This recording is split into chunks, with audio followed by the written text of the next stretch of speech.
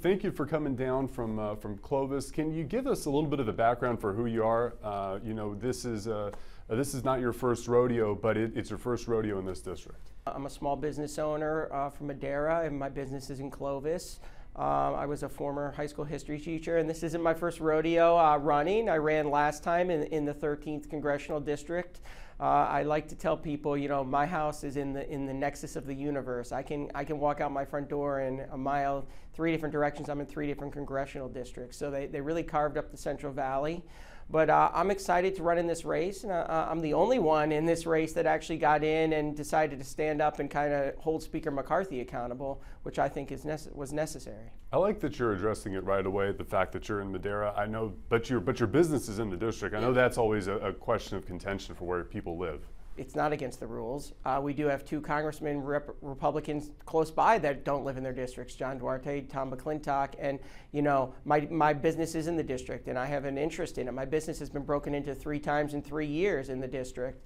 And like I said, I can't, change where I was born. I was originally an East Coaster. I'll be out front because that's a topic they hit me on. They'll call me a carpetbagger. They'll call me this. I can't change where I was born. I'm choosing to live here. And there's a lot of people that are born in the Central Valley that have been in politics for a long time that have done a lot of harm for the Central Valley. I have a great appreciation for this area. I love what it is. If I didn't, I wouldn't be doing this because I'm doing this to try and help the Central Valley.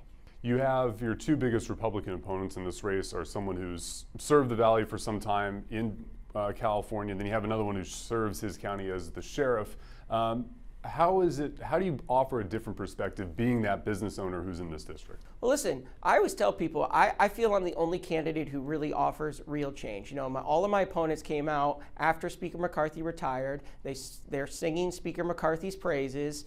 They want to continue that legacy. I think that the Valley needs a new legacy. I would look back and argue that there's really not much Speaker McCarthy has delivered for the Central Valley. Not much has changed over his tenure there. The national landscape has gotten worse. And I believe I'm somebody, I don't know anyone anything. I'm not funded by Speaker McCarthy's donors or Valley elites or this kind of thing. I'm doing this because I'm just a normal guy. I say that, it sounds cliche, but I consider myself nobody special. I'm a husband, a father, a small business owner who wants to genuinely give back and deliver for people who feel left behind. So I feel I'm the only one who offers that. I would not have voted for the debt ceiling. I would not have voted for the continuing resolution. And I would not have voted for the reauthorization of FISA, and I would never support amnesty like, my sheriff opponent is pushing a policy that supports amnesties. How are you different from Speaker McCarthy? What would that look like in D.C. in your first few months in? Well, one of the things I really want to do is address the water issue.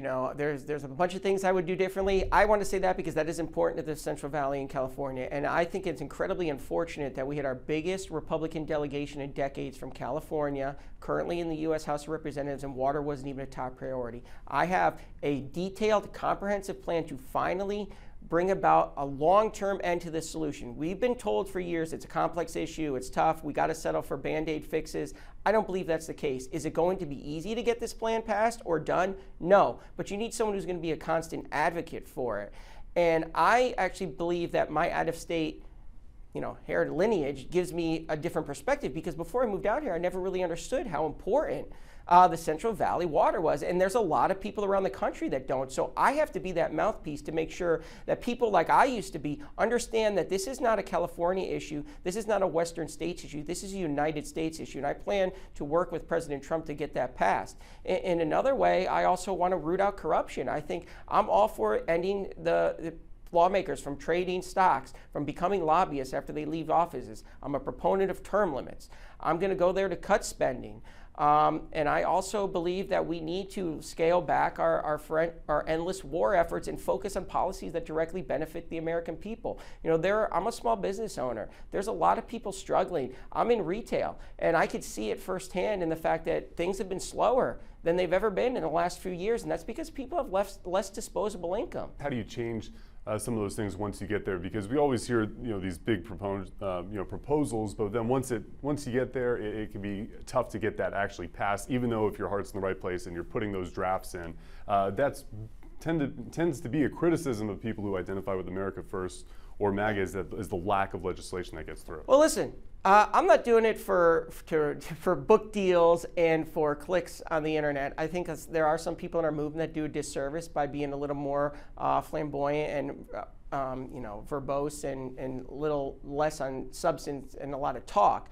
I'm going there to get things done. And how I'm going to do that, listen, I know politics. It's not easy to get a bill passed. That's why most bills don't become laws. But you can't give up. I was a baseball player. I learned really early on that striking out happens very often. I played when I was younger. I struck out 12 times in a row one time, and I felt like junk. And I got back up there, and I kept fighting. So I'm used to being kicked in the teeth by nature. You get out you get a hit 3 times out of 10, you're in the Hall of Fame in baseball. So I have to be an advocate, and I have to be a smart advocate because I actually believe America first and MAGA. It's not something I run from. Well, the term limits in the stock exchanges, those are definitely things that are appealing amongst both Democrats and Republicans, ending those things, especially amongst, it seems more the populist or wings of the party than it is the establishment or so-called establishment. One of the things, though, that does, I guess, come along with being the America First Republican are those ties to Roger Stone and also Michael Flynn. How do you, I guess, run in that lane with those two if you want to be appealing to a broad electorate? Roger Stone is a guy, he goes all the way back to, he's been in Republican politics, a stalwart since Nixon. He worked in Reagan's administration. Roger Stone's a smart guy. He knows a lot about politics. General Flynn gave a lot to this country as service. I respect both of these men. I am proud to have their endorsements.